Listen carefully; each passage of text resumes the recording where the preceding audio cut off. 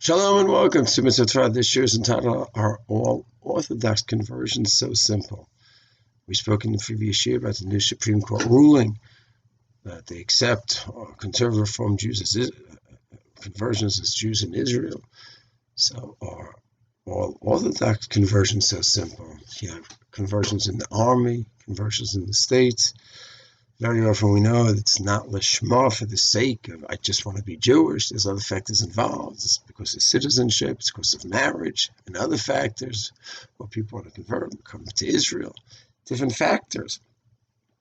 So in the previous year we mentioned there's two indispensable factors in conversion. One is you need a Beit Din, and two, you need an acceptance of the 613 mitzvot. Doesn't mean you know every single one of the mitzvot, but you have to accept that I am subscribing to the Taryag mitzvot.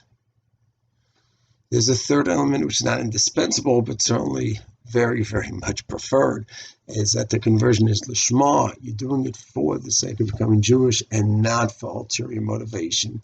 There, if you don't have it, the conversion is still acceptable, but far from ideal.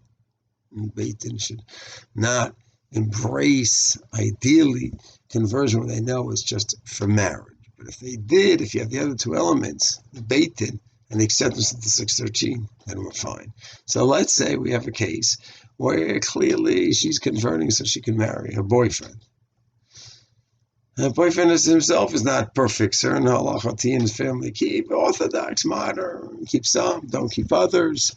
And she's not going to be doing any more. So let's say his family, they keep Shabbat, but Tzniut, they go mixed swimming and this and that.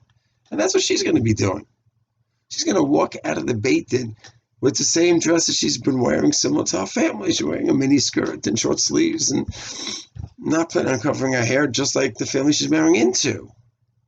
So wait, that's not an acceptance of the 613. So this is a fascinating shaila. So you have a Beit Din, halachic Beit Din you have, but do you have Kabbalat HaMitzvot 613? So it's true, a person doesn't need to know every one of the 613. Which one of us knows all the 613? One has to know there's a concept of 613. And accepting, and let's say she knows, in my Beit Din procedure over the last 2 years, I learned about Tzniut, but the Tzniut modesty level I'm keeping is what my family's going to be is doing. That's what I'm going to be doing. And she's going to walk out of the Beit Din, out of the mikvah, and get dressed with what she was wearing for the last few years. She's wearing a mini skirt, short sleeves, and this and that. And she's going to go to a mixed swimming party celebrating her conversion. So what do we say about that? That's a fascinating shayla. Poskim have dealt with it. Mitzvah Hashem, next year we'll talk about Rav Moshe Feinstein, 1950, dealt with these kind of cases. Shalom.